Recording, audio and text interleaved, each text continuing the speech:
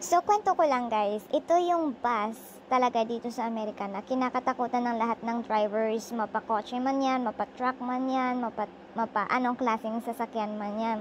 Kasi dito sa US, pag one yung bus na yan ay mag-stop, kahit sa kabilang side na yan, kailangan mong mag-stop din. Lahat ng drivers kailangan huminto. Kasi priority dito sa US ang safety ng mga kids, ng mga bata, ng mga estudyante.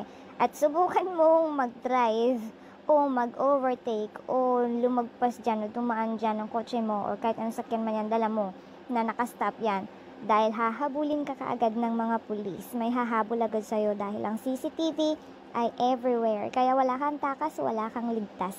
Ganun. So yan yung parang isa sa mga kinahangaan ko din dito kasi talaga namang maa-amaze ka talaga. Ganyan. So hanggat hindi yan tumatakbo or hindi yan umaandar ulit, talagang hindi ka pwedeng magpatakbo ng sasakyan mo. Kailangan mo talagang mag-antay hanggang sa tumakbo yung school bus na yan, meaning safe na yung mga kids at talaga namang ready to go na sila. Pero hanggat wala at nakahinto yan, it's a no-no. O diba?